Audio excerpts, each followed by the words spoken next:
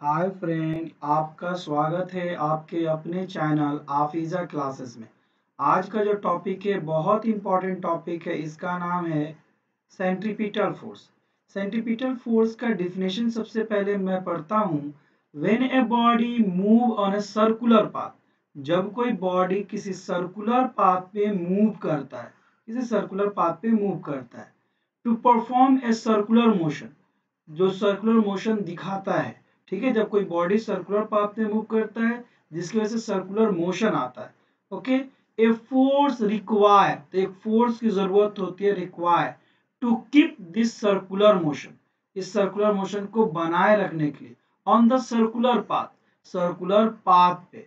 The force यानी वही force is known as centripetal force. यानी कहने का मतलब जब कोई बॉडी इस तरह किसी सर्कुलर पाथ पे मूव करती है तो उस मोशन को बनाए रखने के लिए एक फोर्स की जरूरत होती है, एक फोर्स की जरूरत होती है।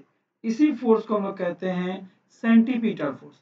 इसका एक छोटा सा और फॉर डिफिनेशन है, for a circular motion a force is required. Circular motion के लिए एक फोर्स की आवश्यकता होती है। This force is known as centripetal force. इस फोर्स को हम लोग कहते हैं सेंट्रीपिटल फोर्स। ओके, अब देखिए, क्योंकि ये सेंट्रीपिटल फोर्स है यानी कि फोर्स है तो इसका डायरेक्शन भी होगा। तो इसका डायरेक्शन क्या होता है? Direction of centripetal force, centripetal force का डायरेक्शन होता है toward the centre of the circle. यानी जब भी सेंट्रीपिटल फोर्स, मान लीजिए सर्कुलर पाथ पे कोई घूम रहा है, इस तरह से सर्कुलर पाथ पे कोई घूम रहा है, इस तरह से सर्कुलर पाथ पे, ठीक है, जिसको मैं येलो कर रहा हूँ, इस तरह सर्कुलर पाथ पे कोई घूम रहा है, तो उस पर लगेगा जो फोर्स लगेगा वो उसके सेंटर की तरफ लगेगा, उसके सेंटर की तरफ उसका जो फोर्स लगेगा, सेंटर की तरफ फोर्स लगेगा। फोर्स का डायरेक्शन किधर होगा? सेंटर की तरफ होगा, यानी सर्किल के सेंटर की तरफ उसका फोर्स का डायरेक्शन होगा। याद रखिएगा, बहुत बार इससे क्वेश्चन आते हैं। अब आता है कि सर्कुलर पाथ पे कोई बॉडी मूव करेगा तो उसका फॉर्मूला क्या होगा? तो F is equal to m v square by r, v square by r, जहां m जो है मास ऑफ द बॉडी है, m जो है मास ऑफ द बॉडी है, और v जो है वेलोसिटी ऑफ द बॉडी है, v जो वेलोसिटी ऑफ द बॉडी है, और r जो है रेडियस ऑफ द सर्किल है, ये r जो है रेडियस ऑफ द सर्किल है। ओके, और f जो है ये f सेंटीपिटल फोर्स है, ये f जो है सेंटीपिटल फोर्स है। ओके, ये f सेंटीपिटल फोर्स है। अब बात करते हैं कि सेंटीपिटल फोर्स का एसआई यूनिट क्या होगा। तो सेंटीपिटल फोर्स का एसआई यूनिट होता है न्यूटन। सेंटीपिटल फोर्स का एसआई यूनिट होता है न्यूटन। अब देखिए, सेंटीपिटल फोर्स कितनी चीजों पर डिपेंड करता है? F is equal to m v square by r, यानी m पे डिपेंड करता है, v पे डिपेंड करता है, सर्किल के r पे डिपेंड करता है। हम बारी बारी से इन तीनों के इफेक्ट को जानने की कोशिश करते हैं, तीनों की इफेक्ट को जानने की कोशिश करते हैं। देखिए, मैंने यहाँ लिखा है केस वन। केस वन को हम लोग देखते हैं, है ना। वेन वेलोसिटी चेंज, क्या वेलोसिटी चेंज हो रहा है, velocity change but mass and radius fix, मगर मास और रेडियस चेंज नहीं हो रहा। मान लीजिए कोई बॉडी है, इस तरह सर्कुलर पाथ पे मूव कर रहा था v वेलोसिटी से, v1 वेलोसिटी से, कुछ समय के बाद बॉडी का तो मास चेंज नहीं हुआ, m ही रहा, रेडियस भी चेंज नहीं हुआ, r ही रहा। कुछ समय बाद उसका वेलोसिटी चेंज हो गया और हो गया v2, तो क्या इफेक्ट पड़ेगा वही हम लोग देखने की कोशिश कर रहे हैं। ओके, तो देखिए यहाँ पे मैंने लिखा है, पकड़ लीजिए कि उसका शुरू में वेलोसिटी जो था वो जो था v1 is equal to v, शुरू का velocity v1 is equal to v, और दूसरा उसका मास जो था m1 is equal to m ही है, और radius r2 is equal to r ही है, क्योंकि रेडियस चेंज नहीं हुआ।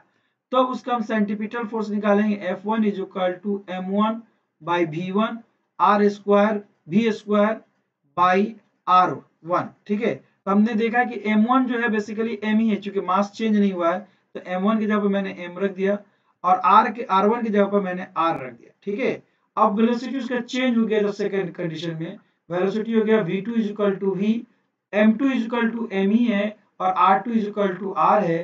तब सेंटीपिटल फोर्स क्या हो जाएगा? F2 is equal to m2 v2 का स्क्वायर बाई r2। m2 जो है बेसिकली m ही है, तो m रख दिए, v2 जो है v2 है, और r2 जो है r है, इसको मैंने रख दिया। तो ये हम लोग का दो अलग अलग इक्वेशन मिल गया।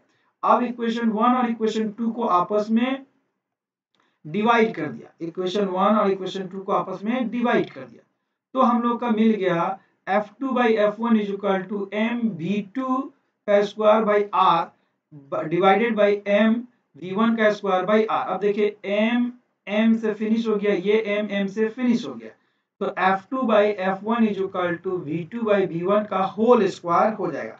यानी कि अगर हम लोग देखें तो f जो होगा डायरेक्टली प्रोपोर्शनल टू होगा v स्क्वायर के, यानी कि अगर f v बढ़ेगा तो एफ भी बढ़ेगा। अगर एम और आर फिक्स होते हैं तो कितना बढ़ेगा, तो डायरेक्टली प्रोपोर्शनल है। पकड़ लीजिए कि अगर v 2 टाइम्स हो जाता है तो f जो हो जाएगा इसका स्क्वायर हो जाएगा, 2 का स्क्वायर यानी 4 टाइम्स हो जाएगा, क्योंकि फॉर्मूला कहता है v स्क्वायर। ठीक है, तो अगर मान लीजिए कि v 2 टाइम्स बढ़ता है तो f जो होगा 4 टाइम्स बढ़ेगा। उसी तरह पकड़ लीजिएगा v जो होता है हाफ टाइम होता है, घटता है, तो f जो हो जाएगा 1/2 का स्क्वायर हो जाएगा, यानी 1/4 हो जाएगा। ठीक है, यानी कि एक जब बढ़ेगा तो उसके स्क्वायर के रूप में बढ़ेगा और घटेगा तो उसके स्क्वायर के रूप में घटेगा। v घटेगा तो उसके स्क्वायर के रूप में घटेगा, बढ़ेगा तो स्क्वायर के रूप में बढ़ेगा। देखिए एक सवाल है, if velocity of body increase 2 times, किसी बॉडी का वेलोसिटी इंक्रीज कर दिया गया है 2 times, mass and radius fix, और मास और रेडियस उसका फिक्स है, what will be new centripetal force, तो उसका नया सेंट्रीपिटल फोर्स क्या आएगा। ऑप्शन दिया है 4 times more, 1/4 times more, 2 times more, है ना, 1/2 टाइम्स मोर। तो देखिए यहाँ पे मैं दे रहा हूँ कितना टाइम किया है, 2 टाइम्स किया। तो देखिए अभी हम लोगों ने पढ़ा है कि F2 by F1 is equal to V2 by V1 का होल स्क्वायर।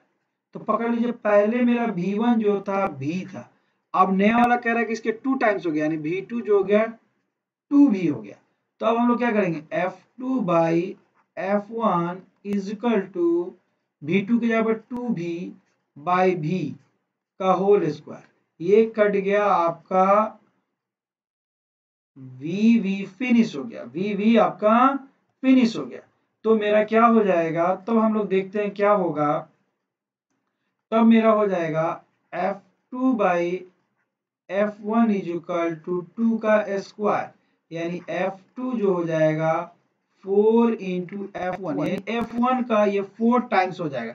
तो बोल रहा था क्वेश्चन में कितना टाइम्स बढ़ेगा, तो देखिए 4 टाइम्स इंक्रीज कर जाएगा, यानी पहले से F2 जो हो जाएगा, F2 जो हो जाएगा F1 का 4 टाइम्स हो जाएगा, F1 का 4 टाइम्स हो जाएगा।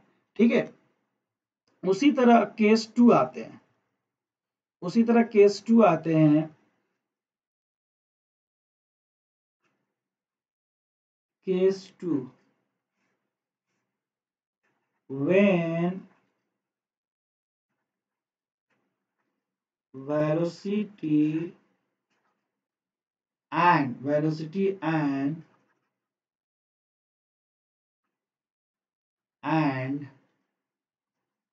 मास फिक्स, यानी वेलोसिटी और मास नहीं बदलेगा, यानी m1 m2 आपस में बराबर होगा, बट रेडियस चेंज, यानी कि रेडियस r1 और r2 एक दूसरे से अलग रहेगा। तो पकड़ लेते हैं, हम इसको दो भागों में कर देते हैं, है ना, मास और वेलोसिटी का चेंज नहीं हो रहा। तो अगर हम लोग इसका F1 निकालते हैं तो यहाँ पे देखिए मास चेंज नहीं हुआ तो m1 is equal to m, velocity change नहीं हुआ तो v1 is equal to v, radius change हुआ तो r1 is equal to r। तो F1 मेरा निकलेगा m1 v1 का स्क्वायर बाई r, ये निकाल देंगे। m1 की जगह पे मेरा m है, v1 की जगह पे मेरा v है स्क्वायर, और r1 की जगह पे मेरा r1 ही है, इसको r1 रहने देते हैं, इक्वेशन नंबर 1।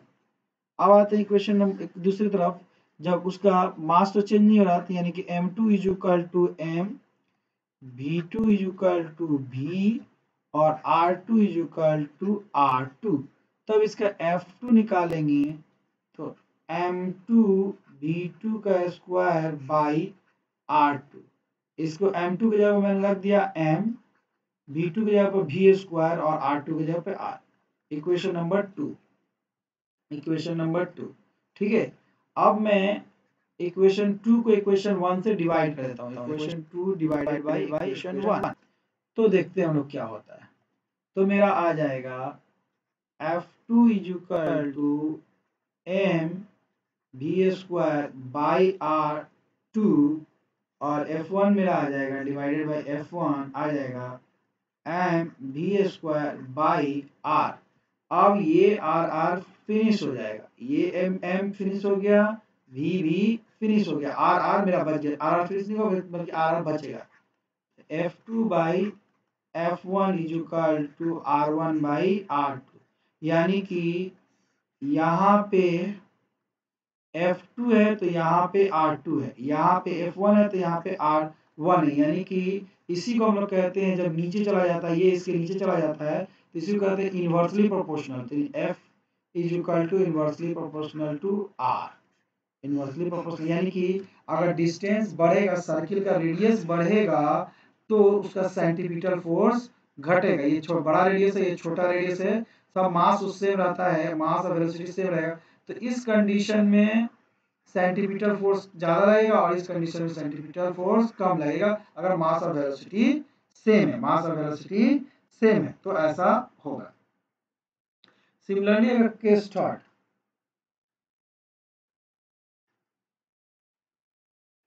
केस 2 पर एक क्वेश्चन देख लेते हैं। Question, when mass and velocity of a body fixed but they are but in circular motion, but in circular motion radius increase 4 times, what will be new centripetal force, new centripetal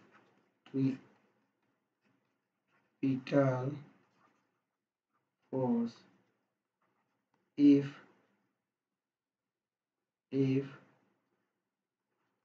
before radius increase centripetal force is equal to 400 Newton. ठीक है, 400 Newton. तो यहाँ पे basically मेरा F1 की जगह पे 400 Newton है ना, और R1 की जगह पर मेरा R है, F2 मुझे पूछ रहा है इक्वल टू वाट, और R2 क्या कह रहा है कि रेडियस जो है 1/4 टाइम्स इंक्रीज हुआ है, 1/4 टाइम्स, इसको 4 टाइम कर देते हैं इंक्रीज तो अच्छा हो जाएगा, थोड़ा बनाने में आसानी होगा। 4 टाइम्स इंक्रीज हुआ है, यानी R2 इक्वल टू हो जाएगा 4R। तो नया उसका ये सेंटीमीटर फोर्स क्या होगा, तो हम लोग जानते हैं F2 by F1 is equal to R1 by R2। तब सबका वैल्यू पुट कर दीजिए, सबका वैल्यू क्या कर दीजिए, पुट कर दीजिए। तो F2 तो मुझे पता नहीं है, मगर ये मुझे पता है 400 न्यूटन, R1 मुझे पता है R2 मुझे पता है 2R, 4 टाइम्स ना 4R, R2 मुझे पता है 4R, 4 टाइम्स इंक्रीज किया। अब देखिए ये आर आर फिनिश हो गया। अब देखिए F2 जो हो जाएगा ये इधर मल्टीपल हो जाएगा, 400 न्यूटन बाई 4, ये हो जाएगा 100 न्यूटन। F2 जो हो जाएगा 100 न्यूटन, यानी कि F2 जो होगा उनसे 4 गुना घट जाएगा, पहले 400 था अब 100 न्यूटन हो जाएगा। सिमिलरली अगर इसी तरह हम लोग केस थर्ड देखें, केस थर्ड देखें है ना, case third, when mass change but radius and velocity fix। Mass change मतलब कि मास तो चेंज हो जाता है ना, मतलब बॉडी डिफरेंट, टू अलग अलग बॉडी यूज की गई, टू डिफरेंट बॉडी यूज, ठीक है। तब यहाँ पे F2 बाई F1 जो आ जाता है M2 बाई M1। ये जब हम सॉल्व करेंगे उसी तरह से अभी मैंने बनाया है, सॉल्व कीजिएगा तो ये आ जाएगा। और R1 is equal to R लिख दीजिएगा, V1 is equal to V लिख दीजिएगा, R2 is equal to R, V2 is equal to V लिख के सॉल्व कीजिएगा इक्वेशन 1। तो ये हम लोग को मिलेगा। इसका मतलब कि F directly proportional to M, यानी मास बढ़ाएंगे तो सेंटीपीटल फोर्स बढ़ेगा, मास घटाएंगे तो सेंटीपीटल फोर्स घटेगा। ठीक है, इस तरह से हमने सेंटीपीटल फोर्स का कुछ हद तक समझाने का कोशिश किया है ना। अगर आपको ये वीडियो अच्छा लगता है तो प्लीज़ हाफिज़ा क्लासेस को